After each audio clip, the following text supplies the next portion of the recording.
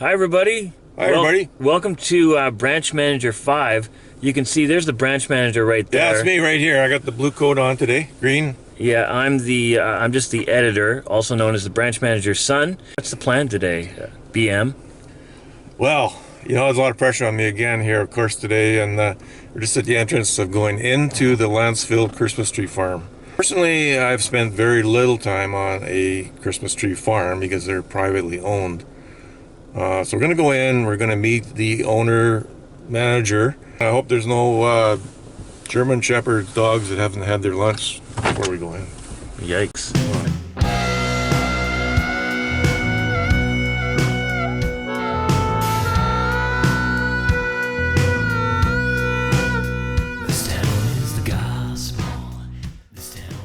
Folks, I'm Doug. I'm the branch manager. Welcome to episode 5. Today we are at the Lancefield Christmas tree farm with the owner, Brian Dempsey, beside me. He has been kind enough to let us come onto his property, a very lovely location near the town of Lancefield, which is small, just north of Nanaimo, BC. I want to learn some stuff about the Christmas tree farms myself. So, Brian, what's the area of your farm at this point? Property's 4.93 acres, and I've got probably about 3 acres planted. A couple of thousand trees in the ground at any time. How many trees do you sell every year? About 160 trees. 160 trees. Yeah. And can I ask you what your rate is? $30. $30, yeah, okay. Flat rate regardless of size. I don't specify by size or species. We understand it with Christmas trees that it takes somewhere between 6 and 8 years to grow them to the heights you want them. What happens the first 5 years? Are you running a deficit? Is it No. I just I've been growing long enough. I just keep interplanting. Okay. Yeah. So you use a succession planting? Yeah. I've been doing it selling for 25 years. So okay. Yeah, I planted 30 years ago. Okay. So when you started with little seedlings? It was just cleared land, totally cleared. Cleared land. Okay. Yeah. This is just for fun. Yeah, this is my living. I'd find it fun too because I love silviculture or growing trees. What do you do from the time the tree's small till it reaches a 5 or 6 year, up to 8 years or whatever the maximum age is? What do you do with that tree to help cultivate it to make it look more like a Christmas tree? You got to wait till they get about 4 feet tall. Things like keeping the bottom trimmed, to make a handle. Okay. And if there's multi-tops, you got to deal with them. And if there's no good top, you actually cut the top of the tree off and bend a branch up. And once they get to about 4 or 5 feet, then I start using a knife to trim them. The biggest problem I had was rabbits. Rabbits, okay. They came in and they clear cut my 200 trees I planted. So then it was the case, rabbits. And then I had to go and buy these tree guards, put them around the tree. The cones, yeah. Quite often it's deer, but deer love cedar seedlings more because they got nice juicy tops, I guess. But the deer browse, they don't stay in one spot. You'll notice that they keep walking the whole time they're eating. Right. But they do, if you walk around my field, you'll see some that when they've got the velvet on their horns, they take the velvet off and destroy a tree. Oh my goodness. Yeah, literally, they take everything off the tree. There we go.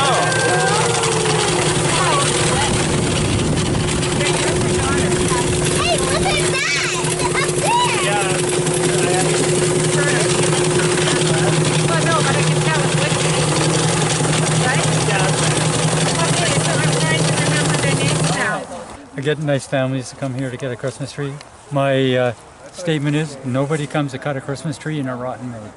Good. Okay, now Brian, since we're here on a Christmas tree farm, the whole spirit of Christmas is a big thing here. What gives you that thrill or excitement that makes you feel good about doing what you're doing here? Well, I meet a lot of nice people. I meet a lot of families. I have one family that's been coming here since their boy was about 10. He told me yesterday he was 34. So he's been coming here his whole life. Now they come, Grandma and Grandpa, the 2 boys, and the oldest boy's 2 kids, and they get 1 tree. It takes them 3 vehicles to get here, but they want the 1 tree, and it's a family tradition for them. And it's my tradition too, I get a lot of repeat business, and the other thing is now, Google. People Google for a Christmas tree and they find me. The smell of a fresh Christmas tree is unbelievable. And I'll just say one thing, and I go back to my youth, and I'm sure Brian can relate to this too. When I grew up in Chilliwack, we always had trees. In those days, you could go out and get your own tree without, having, nowadays you have to get it through a tree farm or get an artificial tree. But when we got our tree, we brought it in. It was a big hunt. It was like a huge thing. Put it in the house, and it was big too. We got up on Christmas Day. We could smell that beautiful smell of fir. Yeah. It's fir, or pine is another one that has probably even stronger smell. Yeah.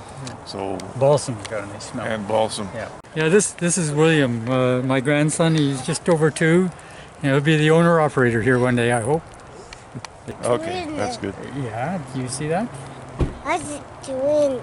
Yeah, there's Well, trees. thank you very much for all of that, Brian, and Well, thank you for yeah. having us on your Not site. a Really problem. appreciate it. Yeah, not a We'll be problem. on our next viewing. And partner, thank you. You're going to be the next one to.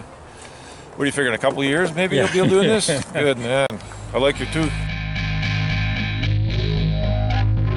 You say you want a sign, you say you want a sign from A quaint little Christmas tree farm. It's something a lot of people don't know about. When I was with the Ministry of Forest, I was an enforcement officer, and the only thing I knew about Christmas tree farms was that the farms would have to report how many trees they cut and remove from their farm. It's private property, so I would just get tree receipts. That's how we kept track of it, to make sure everybody is kept honest.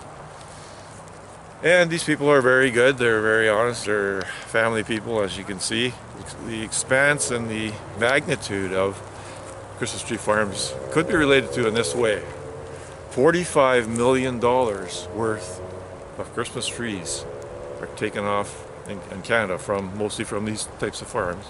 $45 million exported every year from this country. That's all of Canada. So approximately 2 to 3 million trees are exported. And BC alone, if we want specifically to get to the province of BC, there are approximately 450 tree growers. Now, most of those are Christmas tree farms like this, or other farms that are generally on private land.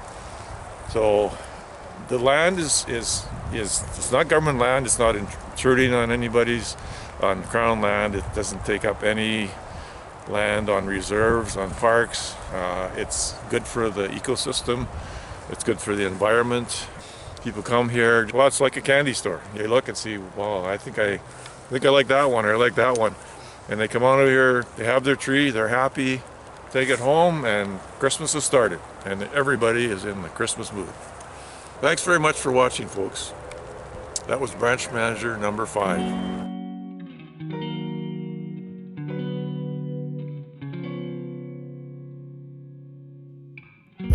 Have yourself a merry little Christmas. Let your heart be light.